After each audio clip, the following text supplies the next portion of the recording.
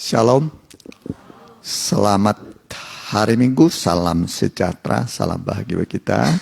Kita akan berbakti, ini ibadah kedua, tadi pertama di Bandung, ibadah kedua di sini. Dan kita datang penuh dengan sukacita dan penuh pengharapan. Di dalam Tuhan ada semua apa yang kita perlukan. Dan ibadah itu bisa menyelesaikan semua kebutuhan kita, persoalan kita. Karena berbakti itu berguna dalam segala hal. Kita pakai berdiri.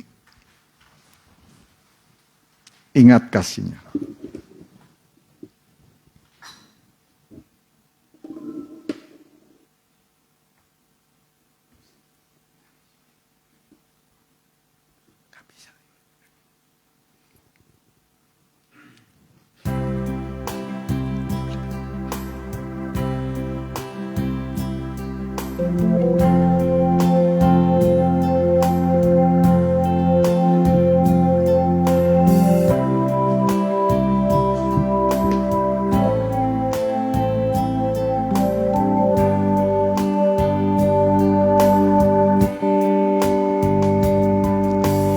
Ingat kasihnya, ingat kebaikannya, dan anugerahnya selamatkanku.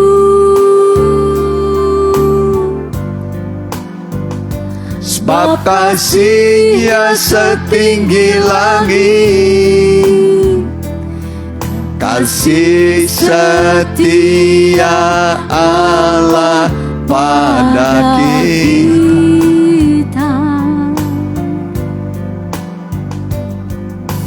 Besar kasih Allah pada kita.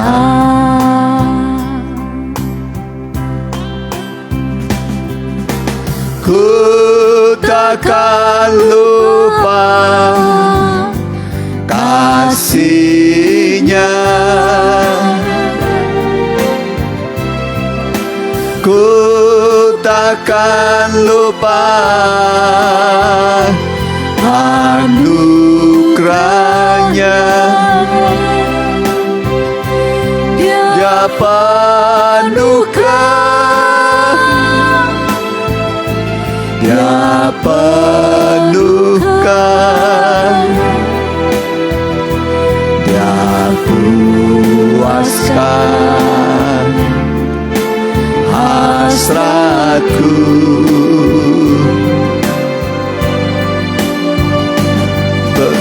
Besar kasih Allah pada kita. Ku takkan lupa.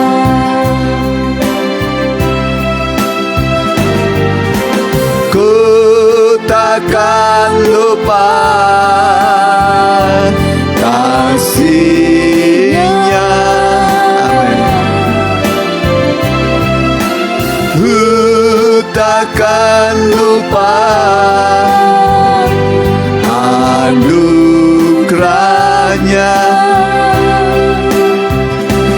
Dia penuhkan, Dia penuhkan, Dia puaskan hasratku.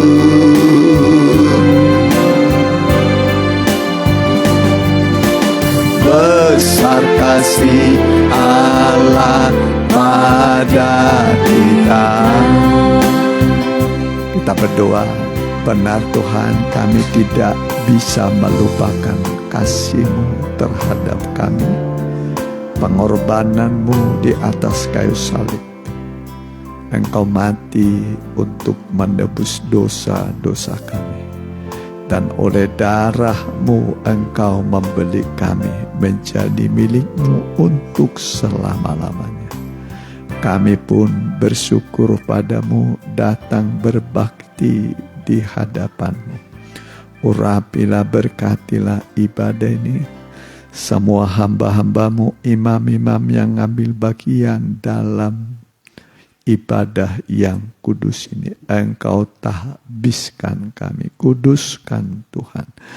Juga jemaatmu, Tuhan urapi berkati. Yang masih bergegas datang, tibakan dengan selamat. Tidak ada yang kurang apa-apa. Anasir kuasa kegelapan kami usir di dalam nama Tuhan Yesus. Kami perintahkan keluar dari ruangan ini, dari pikiran dan hati kami. Darah Yesus menguduskan kami. Lingkupilah kami dengan kasih-Mu. Dalam berkat nama Tuhan Yesus, kami telah berdoa. Amin. Ya.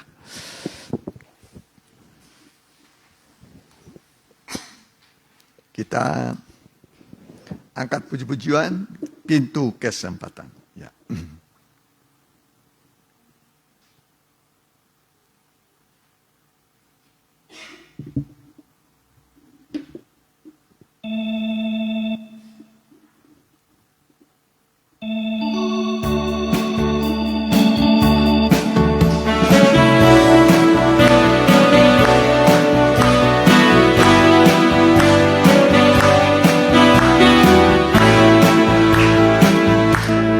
Pintu kesempatan masih terbuka untuk mempersiapkan masuk perjamuan malam kawin anak domba. Tuhan menjadikan kita sebagai mempelainya. Berbahagia, bersuka cita, hari perkawinan anak domba telah tiba. Dan mempelainya telah siap sedia. Mari bersorak haleluya.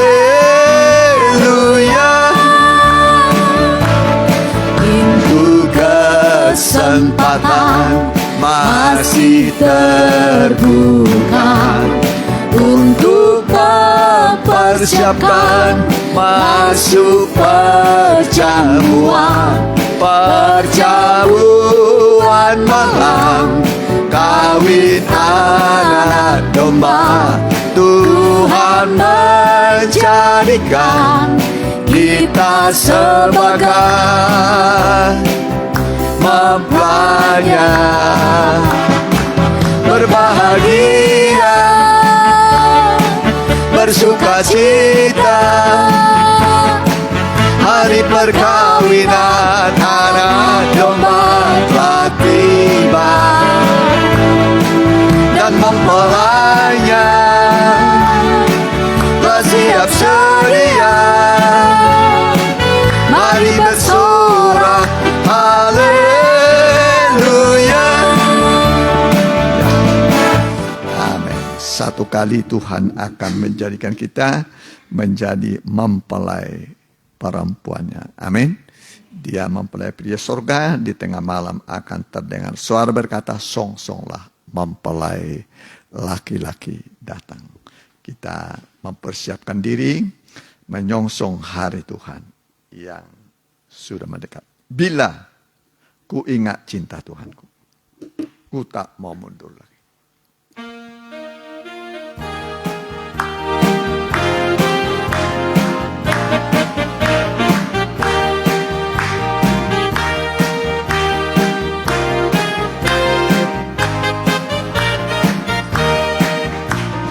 Bila ku ingat cinta Tuhanku, ku tidak mau mundur lagi. Bila ku ingat cinta Tuhanku, ku tidak mau mundur lagi. Sungguh ku tidak mau mundur lagi. Sungguh tidak mau mundur lagi. Bila ku ingat cinta Tuhanku, ku tidak mau mundur lagi. Bila ku ingat cinta Tuhanku, ku tidak mau mundur lagi. Sungguh tidak mau, ku tidak mau mundur lagi. Sungguh tidak mau mundur lagi. Amin. Jangan mundur, saudaraku ya. Banyak orang ikut Tuhan awalnya tapi jadi mundur. Seperti murid-murid Tuhan dalam Yohanes 6 ayat 66 dikatakan, sejak saat itu banyak murid-muridnya mengundurkan diri, tidak lagi mengikut dia. Itu ditulis pada Yohanes 6 ayat 60. Nah, itu zaman antikris atau orang-orang yang anti akhirnya kepada Tuhan ya. Tapi biarlah kita setia sampai Maranatha. Nyanyian terakhir kita berdiri. Ingatkan daku.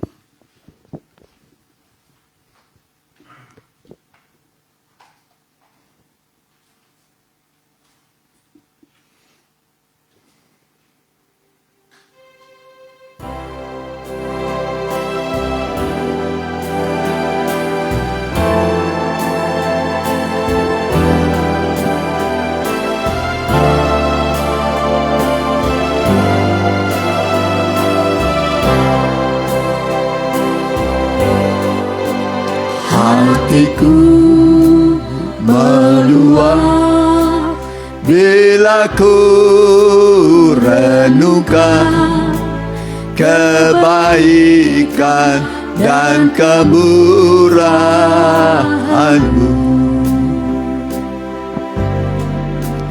Betapa besar kasih-Mu pada diriku. Ingatkanku selalu ya Tuhan.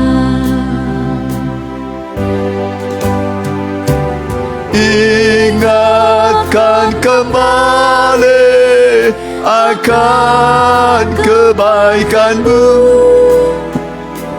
Ingatkanku selalu akan pengorbanan-Mu. Ajarku selalu mengucap syukur. Ingatkanku akan kasih-Mu.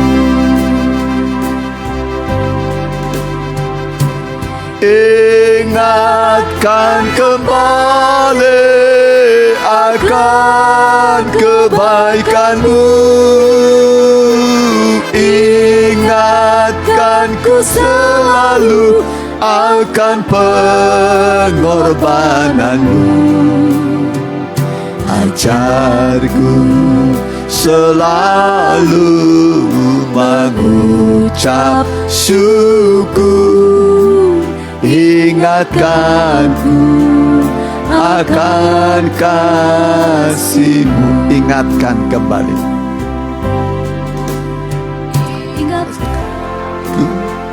Kembali akan kebaikan-Mu.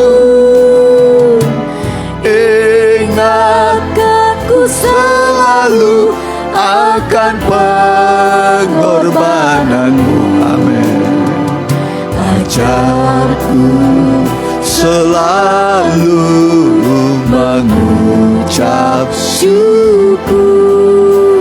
Ingatkanku akan kasih-Mu. Kita berdoa. Terima kasih Tuhan, terima kasih Bapa. Sebentar kami akan berdiam diri untuk mendengarkan firman Allah yang hidup dan berkuasa, yang sanggup menghapus air mata kami, membuka jalan yang tertutup, memberikan kekuatan baru, bahkan kemenangan dalam tiap pergumulan kami, karena ibadah itu berguna dalam segala hal. Untuk apapun ibadah itu berguna, sehingga kami nanti pulang segala persoalan pergumulan kami, Tuhan selesaikan dengan baik. Kami bisa bersaksi betapa baiknya Tuhan kepada kami. Terima kasih Tuhan. Biarlah kami belajar seperti Maria dekat kaki Tuhan, mendengar setiap firman-Mu untuk menjadi bekal hidup kami yang hidup pada zaman akhir telah tiba.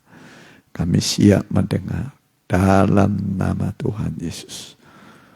Haleluya. Amin. Ya.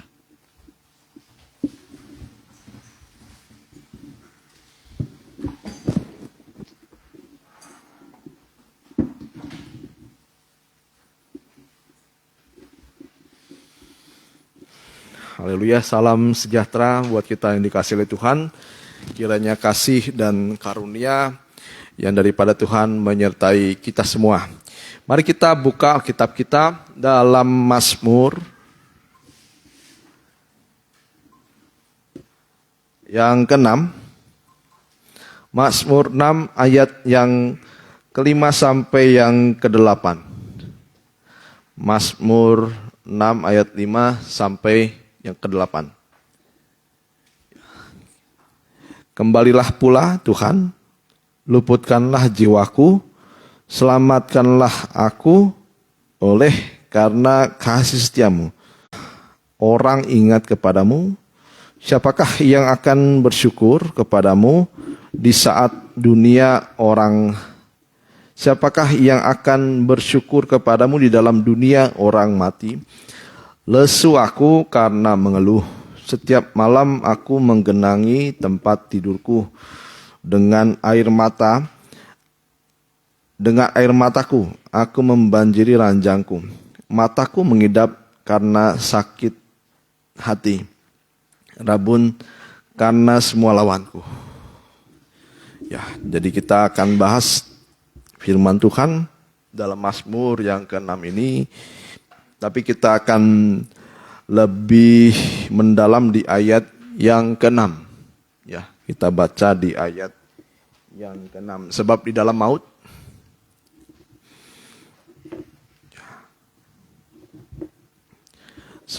maut tidaklah orang ingat kepadamu. Siapakah yang akan bersyukur kepadamu di dalam dunia orang mati? Kita lihat juga di Pengkhotbah 9 ayat yang ke-10. Pengkhotbah 9 ayat yang ke-10. Nah, jadi dalam dunia orang mati, di situ tidak ada kehidupan. Segala sesuatu yang dijumpai tanganmu untuk dikerjakan, kerjakanlah itu sekuat tenaga. Karena tidak ada pekerjaan, tidak ada pertimbangan, tidak ada pengetahuan, dan tidak ada hikmat dalam dunia orang mati. Kemana engkau akan pergi. Nah, jadi kalau kita melihat ayat ini, memang kematian itu suatu hal yang bagi beberapa orang dan bagi banyak orang sangat menakutkan. Dan kita tidak tahu kapan kita akan mati. Dan memang ada tanda-tanda fisik yang biasanya terjadi kalau orang itu mau mati karena sakit penyakit. Kecuali karena kecelakaan, kita tidak bisa melihat tanda-tanda fisiknya. Tetapi kita lihat biasanya tanda-tanda umum dari kematian secara alami lewat sakit penyakit. Biasanya karena ada sakit dan juga karena usia lanjut. Tetapi kematian itu pasti akan terjadi. Ya, kecuali ada orang yang hidup sampai kedatangan Tuhan Yesus yang kedua kali. Yaitu kematian secara tubuh yang membuat banyak organ-organ dari awalnya kita sehat, semakin lama semakin melemah dan membuat akhirnya organ-organ itu tidak berfungsi sama sekali. Ya, sampai akhirnya organ-organ itu akhirnya mati. Ya, jadi kita akan melihat di dalam kematian tidak ada orang yang mengingat kepada Tuhan. Dan di dalam kematian tidak ada orang yang bersyukur kepada Tuhan. Nah, jadi kita lihat sekarang, tapi kita akan membahas ini dalam hal yang rohani, bukan yang jasmani. Kalau kita tahu orang yang meninggal itu sudah jelas tidak bisa ingat siapapun, tidak ada pekerjaannya, tidak ada pengetahuannya, semua tubuh dan organ segala sesuatu dalam hidupnya sudah mati. Tapi kita akan lihat dari secara rohani. Ini yang harus kita ketahui supaya kita melihat kehidupan kita. Ya, jadi ayat ini sebenarnya menunjuk kepada orang yang hidup dalam bayang-bayang maut. Nah, jadi tanda orang yang hidup dalam kematian rohaninya, yang pertama dalam Mazmur yang ke-6 ayat yang ke-6. Jadi orang yang mati secara rohani, tanda utamanya yaitu tidak lagi mengingat Tuhan. Ya, tidak lagi mengingat Tuhan atau melupakan Tuhan. Nah, itulah tanda orang yang mati secara rohani. Tidak lagi ada peringatan akan Tuhan. Tidak lagi ingat akan Tuhan.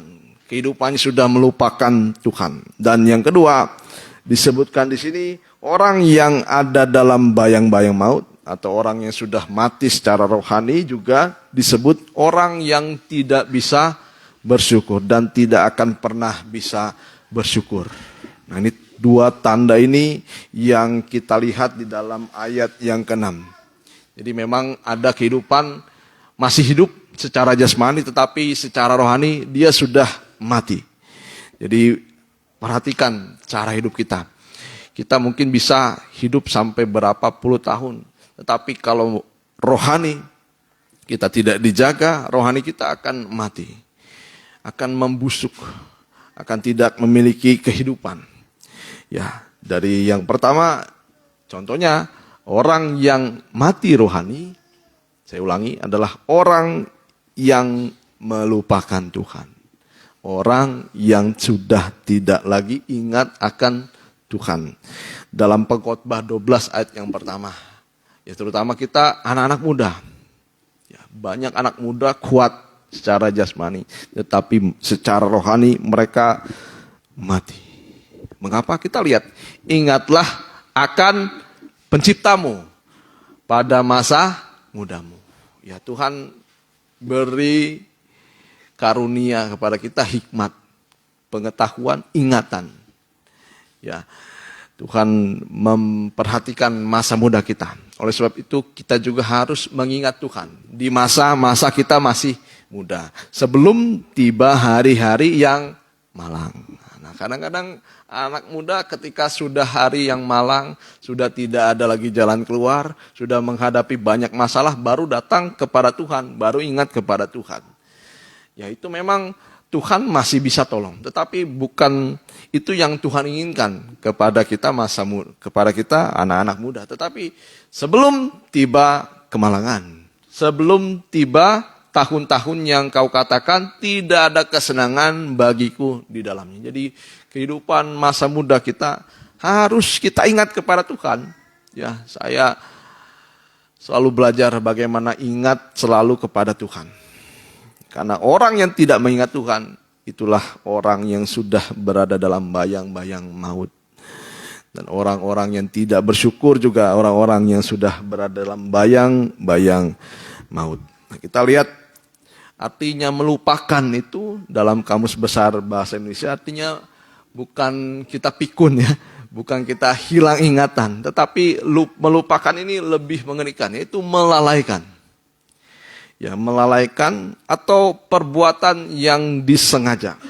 Yang kita perbuat dengan sengaja. Melalaikan. Ya, merupakan perbuatan yang disengaja. Melupakan, ya. Jadi jangan sampai kita sengaja melupakan Tuhan. Sengaja kita tidak ingat kepada Tuhan. Nah, kita lihat sekarang tanda orang yang melupakan Tuhan tanda orang yang sudah berada dalam bayang-bayang maut. Di dalam Roma 1 ayat yang ke-25. Roma 1 ayat yang ke-25. Roma 1 ayat yang ke-25. Sebab mereka menggantikan kebenaran Allah dengan dusta dan memuja dan menyembah makhluk dengan melupakan penciptanya yang harus dipuji selama-lamanya. Jadi kalau kita lihat ayat ini, memang sudah banyak orang yang tidak kenal Tuhan, yang tidak tahu pencipta sesungguhnya, yang sudah benar-benar mereka tidak mengenal siapa yang menciptakan mereka, yang membuat mereka. Dan ketika orang tidak lagi ingat pada penciptanya, dia akan menggantikan Allah dengan sesuatu. Ya, sesuatu di luar Tuhan. Ya, kalau kita lihat dari banyaknya agama di dunia ini, ya saya menyebut saja di Indonesia ada 5 atau 6 agama. Tapi saya tidak akan perdalam lagi karena terjadi akan sesuatu yang tidak baik nanti. Tapi kita harus menghargai satu dengan yang lain. Tetapi kalau kita sebagai anak-anak Tuhan, yang kita percaya adalah Tuhan Yesus sebagai pencipta kita.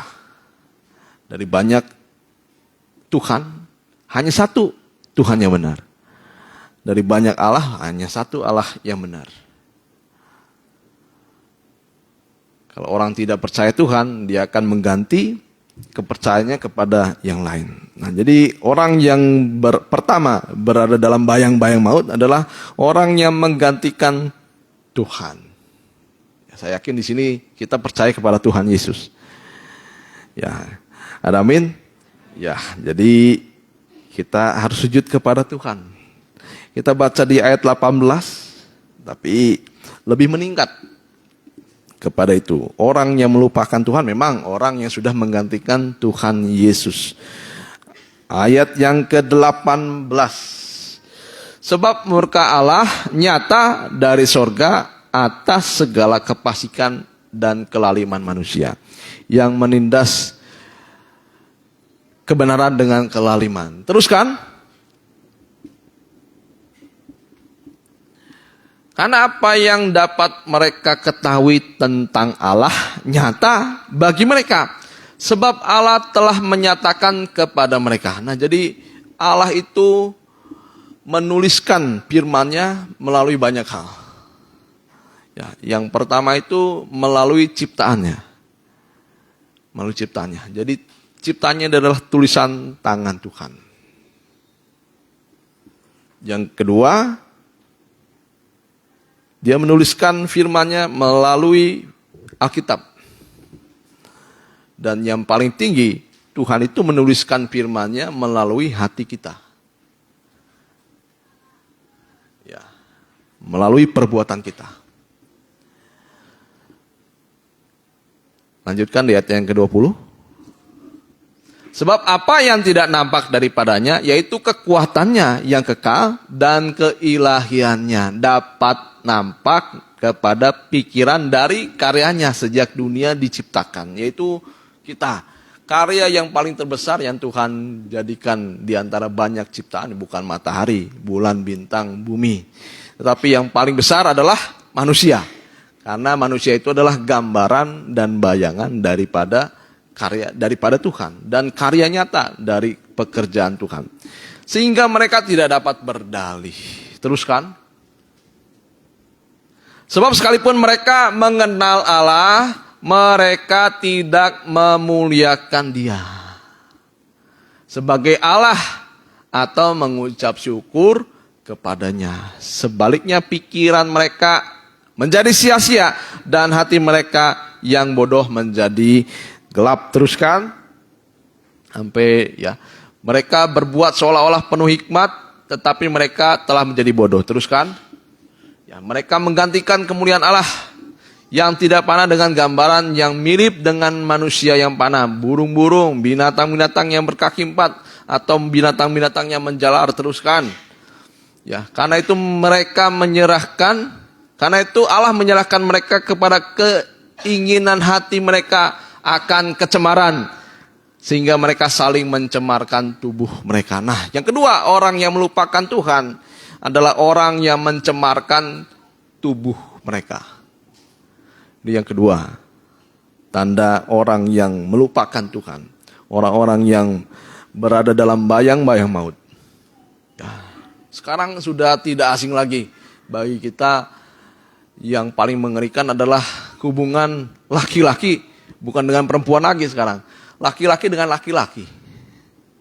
Ya, homoseks itu sudah sangat nyata. Ya, kalau kita lihat di Instagram, banyak orang berkumpul laki-laki dengan laki-laki, mereka saling berpelukan. Bahkan ada yang, maaf saja, berciuman. Ya, laki-laki dengan laki-laki. Bayangkan begitu mengerikannya. Jadi kumpulan banyak orang, yaitu di kota apa saya lupa ya. Jadi begitu mengerikannya. Teruskan. Ya, sebab mereka menggantikan kebenaran Allah dengan dusta. Dilanjutkan lagi. Ya. Dan karena itu Allah menyerahkan mereka kepada hawa nafsu yang memalukan. Sebab istri-istri mereka menggantikan persetubuhan yang wajar dengan yang tidak wajar.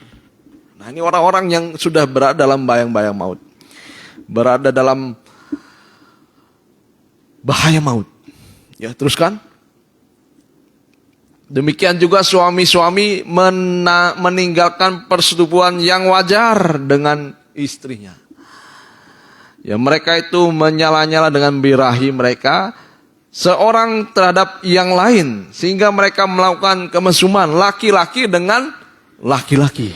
Dan karena itu mereka menerima dalam diri mereka balasan yang setimpal untuk kesesatan mereka. Nah, jadi hati-hati. Ya, bukan hanya bukan hanya di luar gereja. Kita banyak mendengar pendeta berbuat cabul dengan anak didiknya yang laki-laki, bukan perempuan lagi. Ya, kalau seorang laki-laki memperkosa perempuan itu banyak, tetapi kalau seorang laki-laki memperkosa sesama lelaki, itu sudah tidak wajar, sudah mengerikan. Itulah tanda-tanda akhir zaman semakin dekat. Ya, itu yang kedua, mencemarkan tubuh mereka. Maaf saja, dalam Alkitab, banci itu tidak bisa masuk surga. Ya, kalau mungkin ada teman kita, saudara kita, atau mungkin kehidupan kita, ya sudah ada kelainan seperti itu, bertobat, mengerti kita bahwa itu tidak baik. Dan itu sangat terkutuk di hadapan Tuhan. Ya, jadi itu yang kedua. Sekarang yang ketiga, orang-orang yang berada dalam tanda-tanda maut. Orang-orang yang melupakan Tuhan. Yohanes 3 ayat yang ke-14. Jadi pernikahan itu adalah karunia Tuhan yang besar. Yang dipercaya kepada orang-orang yang beriman kepada kita. Harus kita jaga kekudusan dalam pernikahan. Yohanes 3 ayat 14. Kita tahu bahwa kita sudah berpindah dari dalam maut ke dalam hidup. Ya. 1 Yohanes 3 ayat 14, maaf. 1 Yohanes 3 ayat yang ke-14. Kita tahu bahwa kita sudah berpindah. Kita tahu bahwa kita sudah berpindah dari dalam maut ke dalam hidup. Yaitu karena kita mengasihi saudara kita. Ya, barang siapa tidak mengasihi, ia tetap di dalam maut. Ya, perhatikan cara kehidupan kita. Jadi Tuhan itu adalah kasih. Dan anak-anak Tuhan juga adalah kasih. Dan tanda utama dari kasih adalah tidak ada kebencian. Itu tanda utamanya, paling gampang sekali. Setelah itu berkorban dan lain-lainnya. Tetapi yang paling utama tidak ada kebencian. Kalau kita masih ada kebencian kepada seorang, itu artinya kita masih berada dalam bayang-bayang maut. Ia tetap di dalam maut. Ya, kita ingat tentang seorang yang sudah diampuni atau dihapuskan segala dosanya oleh raja. Ya, berapa ribu talenta. Ya, kalau kita hitung betapa banyaknya hutang orang itu kepada raja. Tetapi ketika raja melihat seorang hamba ini, ketika itu Tuhan Yesus mengadakan, ketika itu Tuhan atau raja atau Tuhan Yesus mengadakan perhitungan. Ya, raja itu menunjuk kepada Yesus sendiri. Dan ketika itu dilihatlah yang pertama, orang yang berhutang banyak sekali. Sampai tidak bisa lagi dihitung oleh kalkulator apapun juga. Ya, kecuali ada pangkatnya. Ya. Nah, ketika dilihat betapa banyaknya hutang orang ini, raja ini meminta orang ini membayar hutangnya. Ya. Ketika raja meminta orang ini mempertanggungjawabkan apa yang sudah dia perbuat, banyak hutangnya, orang ini tidak bisa berbuat apa-apa. Sabarlah dahulu tuanku raja. Ya, nanti saya akan lunaskan. Ya, karena kalau tidak anaknya dijual, ya, istrinya dijual. Kalau ada cucunya dijual. Ya, kalau ada mertuanya juga dijual. Ya, opungnya dijual semua, tapi nggak bisa membayar. Ya, segala sesuatu yang dia miliki tidak bisa dia bayar, dia lunasi tidak bisa. Akhirnya raja dengan belas kasih melunaskan segala hutang-hutang. Nah, hutang ini menunjuk kepada dosa. Sering Bapak Gembala bertanya, sudah pernah berbuat dosa? Berapa banyak dosa kita? Ya, kalau kira-kira Tuhan tahu nggak dosa-dosa kita? Tuhan bisa hitung kira-kira? Bisa. Tuhan tahu detailnya dosa-dosa kita. Kapan berbuat dosa? Tuhan tahu. Ya, tapi karena orang ini meminta belas kasih, Tuhan beri belas kasihnya, yaitu dengan melunaskan segala hutang dosa. Ini bentuk dari belas kasihan Tuhan yang paling besar kepada anak-anak Tuhan. Bukannya harta, ya, keselamatan itu nanti. Ya, tapi yang paling penting adalah Tuhan mau mengakui segala dosa kita dan juga mau mengampuni. Nah, setelah itu barulah ada keselamatan. Ya, tanpa penumpahan darah tidak ada keselamatan. Ya, Tuhan mengakui dosa kita itu bukan dengan cara, ya saya hapuskan saja. Bukan seperti itu. Tapi Tuhan menghapuskan dosa itu dengan cara menggantikan diri kita yang harusnya mati dengan menggantikan dia yang sebenarnya tidak boleh mati, yang tidak bisa mati sebenarnya, yang tidak harus mati tetapi harus mati karena kesalahan kita. Ya, Tuhan ampuni dosa kita. Nah, tapi permasalahannya seperti ini. Ketika kita sudah diampuni, kita mulai ingat kepada orang yang mempunyai hutang kepada kita. Ya, tapi bukan utang uang nih artinya ya. Kalau hutang uang ya harus dibayar. Ya, jangan sampai kita berhutang tapi tidak membayar. Ya, di sini artinya hutang dosa. Hutang dosa. Nah, ketika orang ini sudah diampuni, dia keluar. Sudah mendapatkan kebahagiaan. Tetapi kebahagiaannya itu semata-mata dan secepat itu hilang ketika dia lihat ada orang yang berhutang kepada dia. Hutangnya itu sedikit sekali dibandingkan hutang yang sudah dihapuskan dalam dirinya. Hanya 100 dinar saja. Ya, 100 dinar. Itu Berarti 100 kali upah orang, 100 hari orang bekerja. Ya, 100 dinar ya. Kalau kita kalkulasikan sekarang ya sekitar 15 juta. Kalau satu orang mendapatkan 150.000 sehari, kali 100, 15 juta. 15 juta besar atau kecil? Besar atau kecil? Besar, buat saya besar loh. Ya, kalau buat orang yang punya uang itu masih tai kukunya ya. Wah itu mah paling 2 hari saya dapat, paling sehari. Wah ada mungkin sejam. Wah kalau orang saya ya, pemain sepak bola itu per jam dibayar berapa juta saya lupanya. Ya, per jam. Per jam. Ya, bagi mereka uang tidak ada nilainya. Ya 15 juta itu. Tapi bagi kita, memang kalau dibandingkan, wah bertriliun-triliun itu lebih kecil. Nah banyak orang membenci saudaranya karena kesalahan. Ya memang itulah. Tapi kita lupa, kita sudah diampuni oleh Tuhan. Sehingga kita menuntut kembali kesalahan orang. Tidak mengampuni mereka.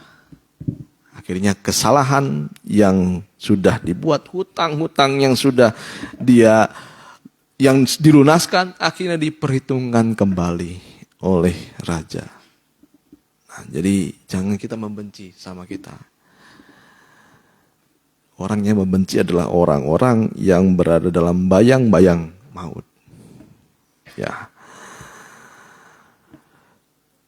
Itu yang ketiga, sekarang yang keempat. Orang yang melupakan Tuhan, Ulangan 8 ayat 11. Ulangan yang ke-8 ayat yang ke-11. Hati-hatilah supaya jangan engkau melupakan Tuhan Allahmu dengan tidak berpegang pada perintah Tuhan, peraturan dan ketetapannya. Ya, jadi ada perintah Tuhan. Ada peraturan dan ketetapan yang kita dengar. Ya, setiap kita mendengar firman Tuhan, sedikit atau banyak, Tuhan akan lihat apakah firman itu akan berkembang, bertumbuh dalam kehidupan kita atau tidak. Ya, akan menghasilkan buah atau tidak. Nah, jadi orang yang melupakan Tuhan yang keempat adalah orang yang tidak berpegang kepada perintah Tuhan. Ya, semakin lama semakin meningkat, semakin menunjuk kekurangan kita. Ya. Yang terakhir, Mazmur 9 ayat yang ke-14. Tadi orang yang tidak berpegang. Nah, yang terakhir, ya, yang kelima ya. Mazmur 9 ayat 17. Inilah orang yang berada dalam bayang-bayang maut. Orang yang melupakan Tuhan. Ya, orang-orang fasik. Mazmur 9 ayat 17. Ayat 18. Boleh. 18. Orang-orang fasik akan kembali ke dunia orang mati. Ya, segala bangsa yang melupakan Allah. Nah, jadi kematian itu sangat dekat dengan orang-orang yang melupakan Tuhan. Terutama kematian secara rohani di sini ya. Jadi orang fasik itu adalah orang-orang yang mendengar firman Tuhan. Dia bukan hanya tidak melakukan firman Tuhan, tetapi melawan kepada firman Tuhan. Ya, kalau tadi orang yang tidak berpegang ya dia tidak memegang firman Tuhan. Tetapi kalau orang fasik itu lebih tinggi lagi. Tingkatannya itulah orang-orang yang sudah tidak melakukan dan juga melawan firman Tuhan. Yang terakhir, Yesaya 51 ayat 12. Yesaya 51 ayat yang ke-12. Yesaya 51 ayat 12. Akulah yang Yesaya 51 ayat 12 ya. Akulah yang menghibur kamu. Siapakah engkau? Maka engkau takut terhadap manusia yang memang akan mati. terhadap anak manusia yang dibuang seperti rumput. Teruskan. Sehingga engkau melupakan Tuhan yang menjadikan engkau. Nah, yang terakhir, orang yang melupakan Tuhan adalah orang yang takut kepada sesuatu sehingga dia tidak takut kepada Tuhan. Nah, di sini dikatakan banyak orang yang lebih takut kepada manusia dibandingkan kepada Tuhan. Sungkan kepada manusia lebih banyak ya dibandingkan sungkan kepada Tuhan. Yang membentangkan langit dan meletakkan dasar bumi sehingga engkau terus gentar sepanjang hari terhadap kepanasan amarah orang penganiaya dan lain sebagainya. Yang ditekankan di ayat yang ke-12. Nah, jadi memang manusia bisa membunuh. Dalam Alkitab dikatakan manusia itu bisa membunuh. Tetapi yang bisa mencampakkan dan membunuh, yang bisa membunuh dan mencampakkan orang ke dalam neraka adalah Tuhan. Ya. Jadi artinya buat kita, sesuatu di dunia ini memang seringkali membuat kita khawatir, bimbang, ya takut. Ya, dalam keadaan kita sekarang mungkin ya kemarin kita baru mendengar 2023 nanti akan mengalami suram sedunia, resesi besar-besaran. Ya, banyak orang mulai mengkalkulasi tabungannya. Ya, kalau orang tidak punya tabungan semakin takut lagi. Yang tidak punya pekerjaan semakin takut lagi. Ya, tapi keadaan dunia jangan membuat kita takut, gentar. Ya, orang banyak lebih takut kepada sesuatu di dunia dibandingkan takut kepada Tuhan. Ya. Yang berpacaran takut diputusin. Ya. Karena takut diputusin, ya udahlah. Ibadah jadi tidak mau. Ya. Ikuti cara hidupnya mereka. Ya, ikuti maunya dia. Suami juga, kalau istrinya tidak takut kepada Tuhan, ya jangan ikuti. Atau istrinya memiliki suami yang tidak takut akan Tuhan, jangan ikuti. Lebih takut kita, lebih hormat kita kepada Tuhan. Kepada anak sekarang, ya banyak kita sudah masuki masa-masa tua. Ya, takut ditinggalkan oleh anak. Ya, takut nanti tidak ada lagi tabungan kita. Ya, karena kita punya kebutuhan dan lain-lainnya. Ya, tapi kita harus belajar takut akan Tuhan melebihi segala hal. Ya. Kita kembali di dalam Mazmur. Jadi orang-orang yang berada dalam maut tidak mengingat Tuhan. Orang-orang yang berada di dalam kematian tidak bisa bersyukur kepada Tuhan. Kembali ayat yang kelima, Mazmur 6 ayat yang kelima. Kembalilah pula Tuhan, luputkanlah jiwaku, selamatkanlah aku oleh karena kasih setiamu. Sebab di dalam maut tidaklah orang ingat kepadamu.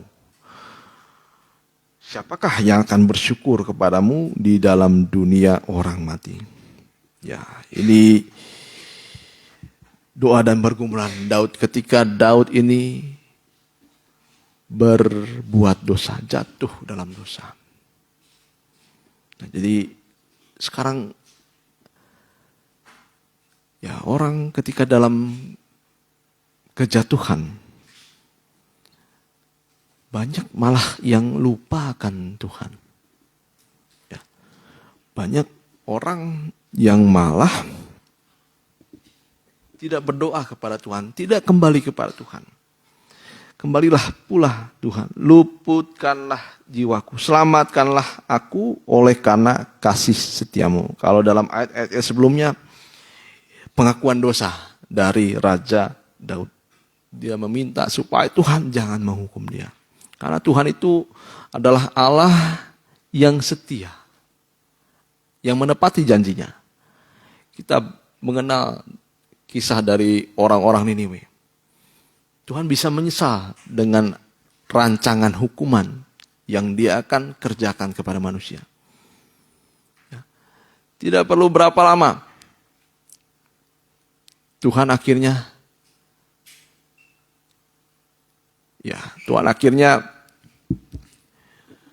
menyesal akan hukumannya.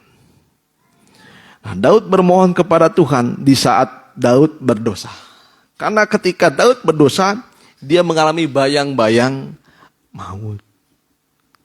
Ya, yang selalu mengancam kehidupannya. Di sini Daud bermohon supaya Tuhan kembali kepadanya.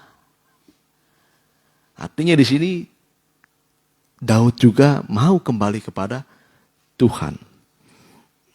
Nah, kita ingat permohonan Musa ketika bangsa Israel berbuat dosa. Ya, pada saat itu Tuhan berkata kepada Musa, biarlah malaikat saja yang menyertai engkau. Ya, saya akan meninggalkan engkau. Ya, tapi Musa memohon kepada Tuhan, kembalilah Tuhan kepada bangsamu, kepada orang-orang yang, kepada kekasihmu. Ya, kita mungkin bisa lihat di dalam Keluaran. Ya. Keluaran yang ke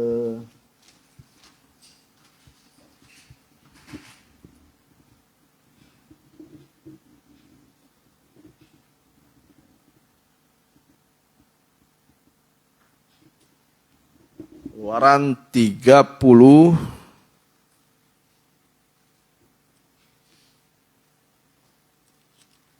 ya, 33.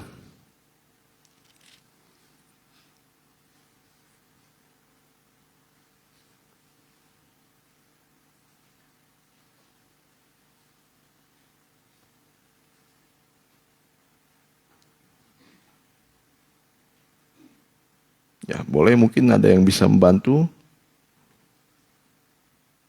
Ya, ketika itu Tuhan berkata, biarlah malaikatku saja yang berjalan menyertai engkau. Ya. Boleh di Keluaran 33 dulu ayat yang pertama.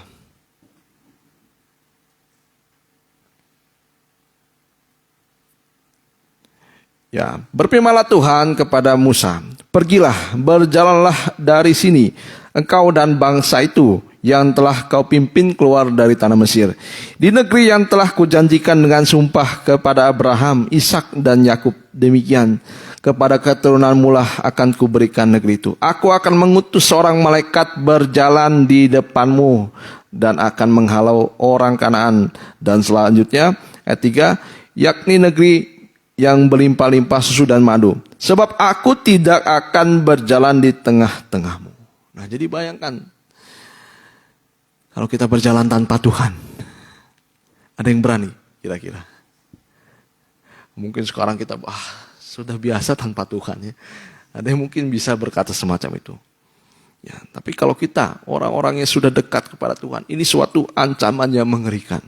Ya, yakni ke suatu negeri yang berlimpah-limpah susu dan madu. Sebab aku tidak akan berjalan di tengah-tengahmu, karena engkau ini bangsa yang tegar tengkuk. Supaya aku jangan membinasakan kau di jalan. Ya, ketika bangsa itu mendengar ancaman yang mengerikan ini, berkabunglah mereka, dan seorang pun tidak ada yang memakai perhiasannya. Berfirmanlah Tuhan kepada Musa, katakanlah kepada Israel, kamu ini bangsa yang tegar tengkuk. Jika aku berjalan di tengah-tengahmu saat pun, tentulah aku akan membinasakan kamu.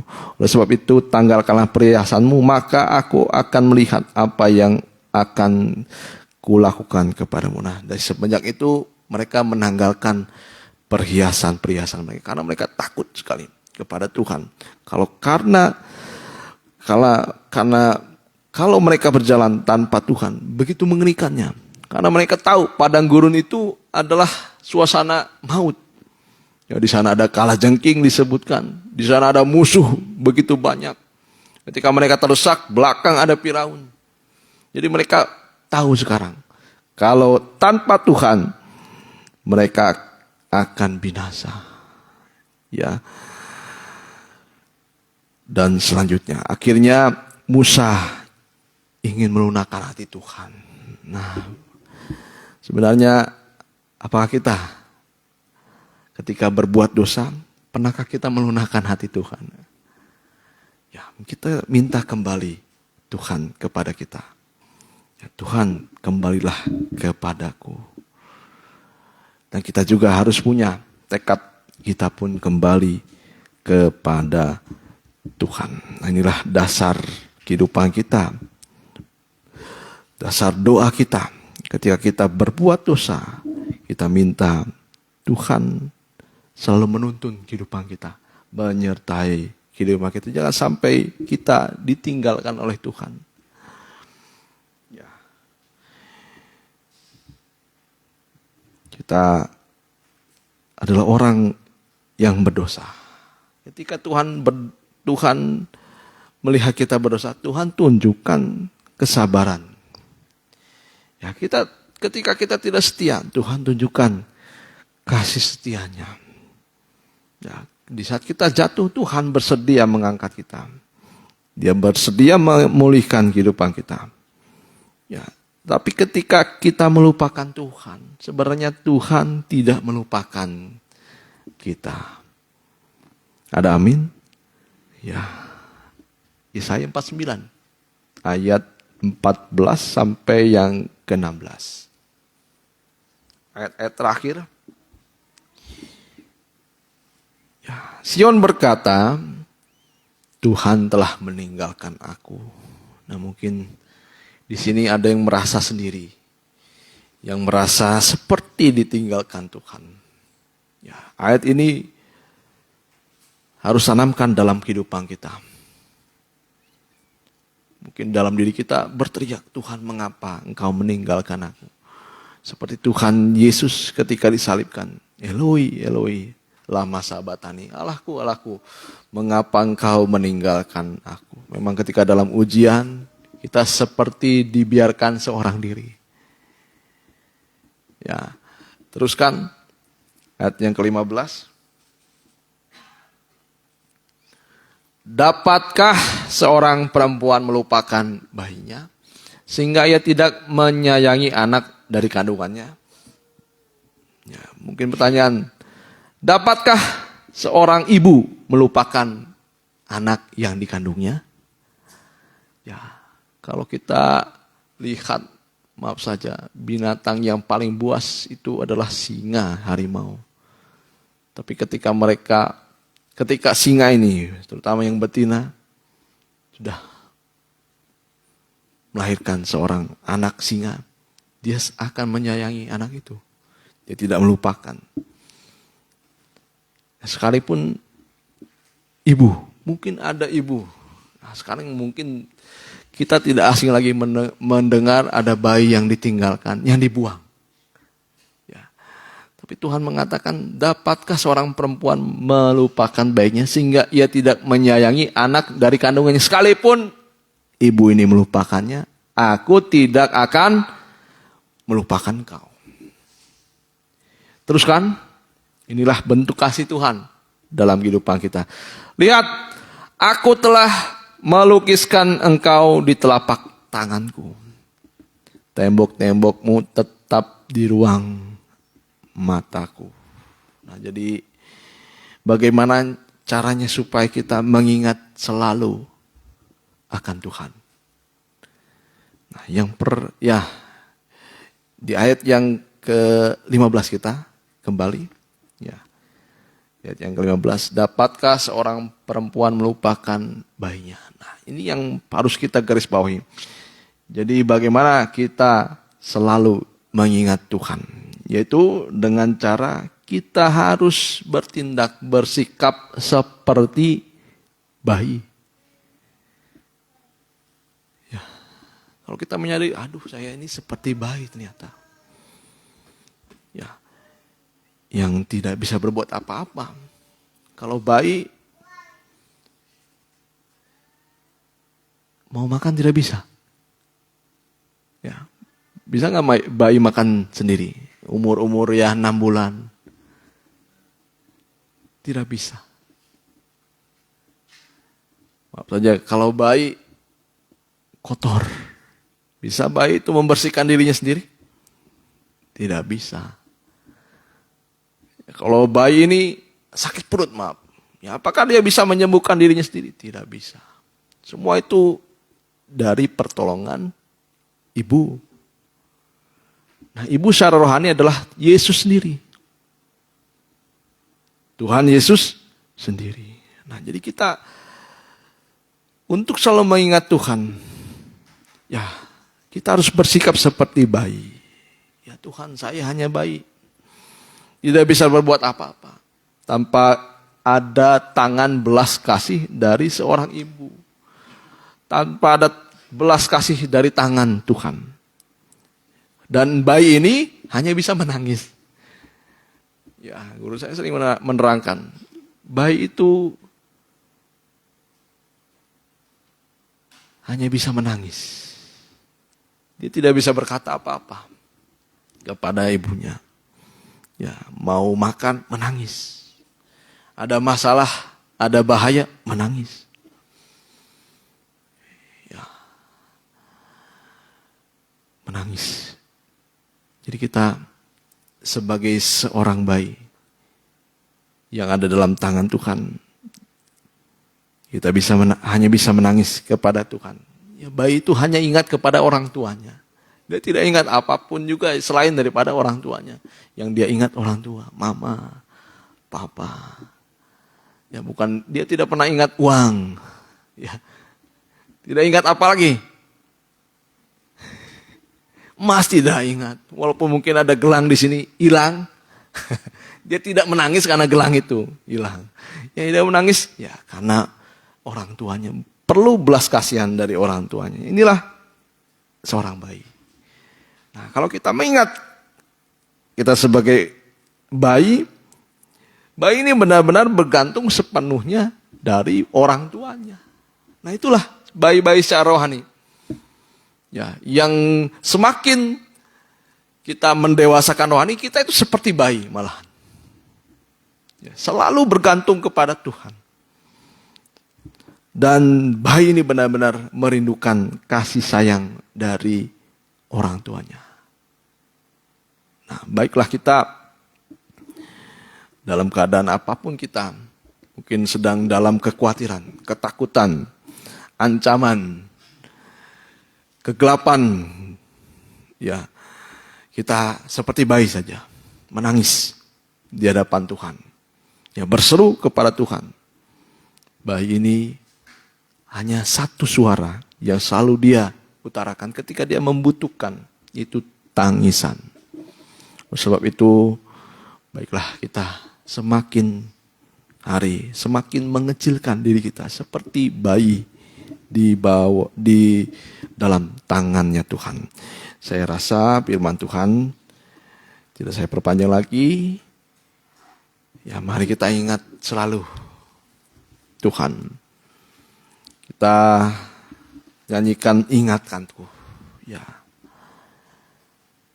Kita hanya manusia penuh keterbatasan. Ya, kita renungkan kebaikannya Tuhan. Saya undang Bapak Gembala untuk ke depan.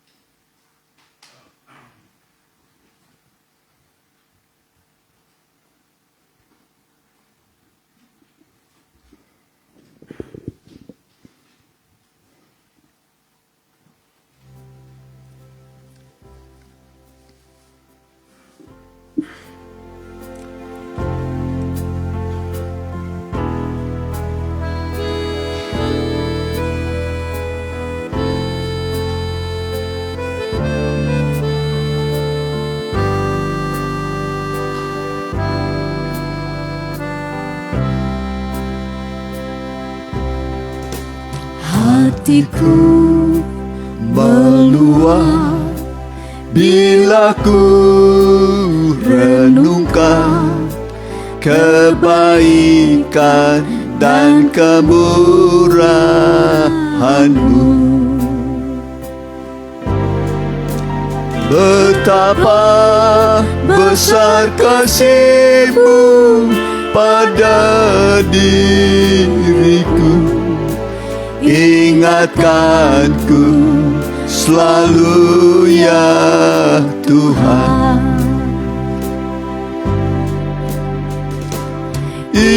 Ingatkan kembali akan kebaikan-Mu, ingatkanku selalu akan pengorbanan-Mu. Ajarku selalu mengucap syukur, ingatkanku kasih-Mu. Baik, doa. Bila ku pikirkan sungguh ku tak layak menerima korban-Mu yang mulia.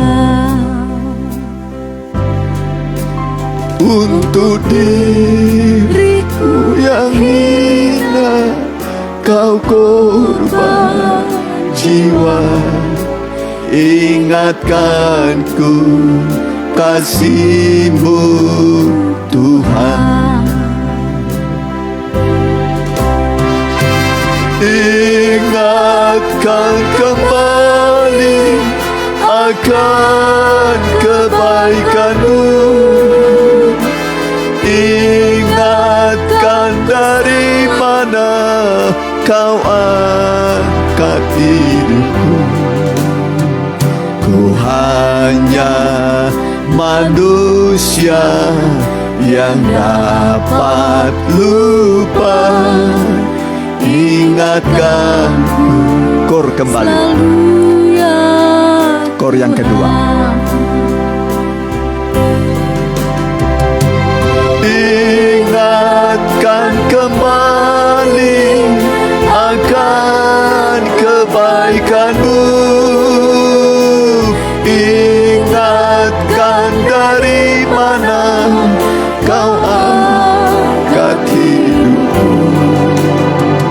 Ku hanya manusia yang dapat lupa, ingatkanku selalu ya Tuhan. Dengar saja kor yang kedua. Kita tundukkan kepala. Ingatkan kembali akan kebaikan-Mu. Ku hanya manusia yang dapat lupa, ingatkanku selalu ya Tuhan. Mari kita manusia bisa lupa akan kebaikan Tuhan. Memang sering kita lupa. Seperti Yerusalem dipungut oleh Tuhan ketika dia seperti seorang bayi yang terbuang, dibuang oleh ayahnya, dibuang oleh ibunya. Ayahnya pun ibunya tidak sayang kepadanya. Bayi malang ini menendang-nendang sambil berlumuran darah. Bayi kecil yang malang. Saat itu Allah lewat. Dia lihat bayi malang ini, lalu diambil.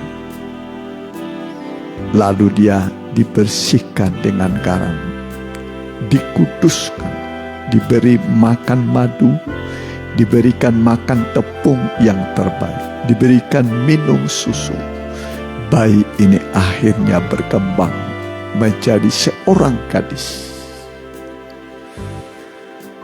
Menjadi seorang gadis yang rupawan.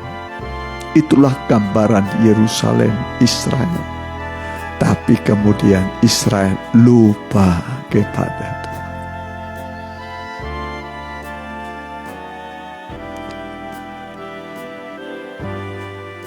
Mereka Israel lupa akan kebaikan Tuhan.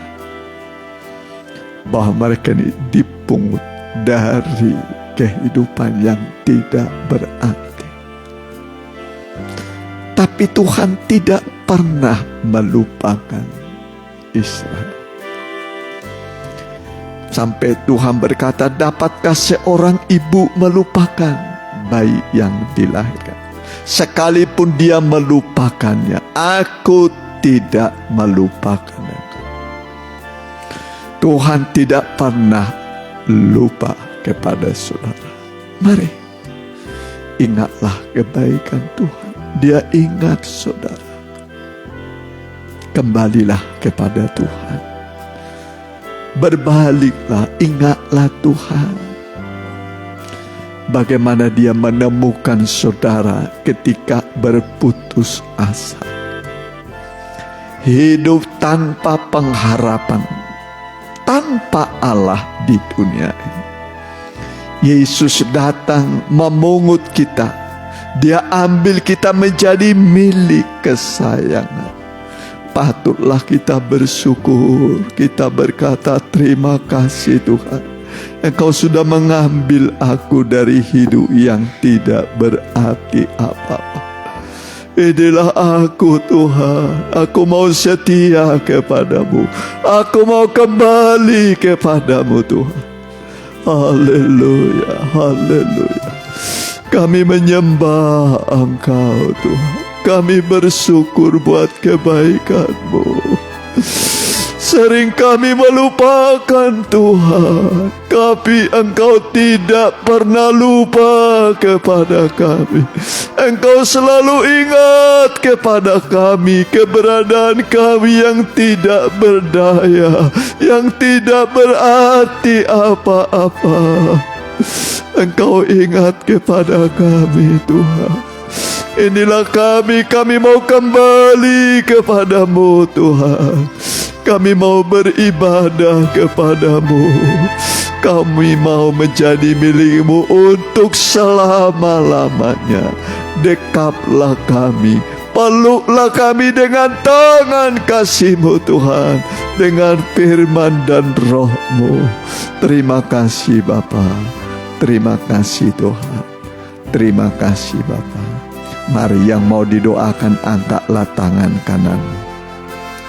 Tangan kirimu taruh pada dadamu. Hamba berdoa buat anak-anakmu semua yang hadir, dilawatlah mereka Tuhan. Belailah mereka Tuhan. Biarlah mereka mendapatkan apa yang mereka rindukan hari ini. Sebab ibadah itu besarlah labanya, berguna dalam segala hal, baik untuk yang rohani dan yang jasmani, untuk yang ekonomi, pekerjaan, studi kami, masa depan kami. Ibadah ini akan menjawab segala kebutuhan kami.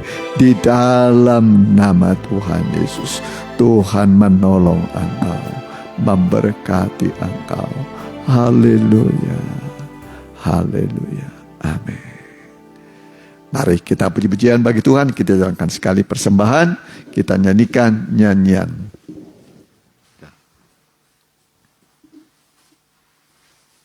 Gema hati yang penuh firman. Ya, hati yang penuh firman.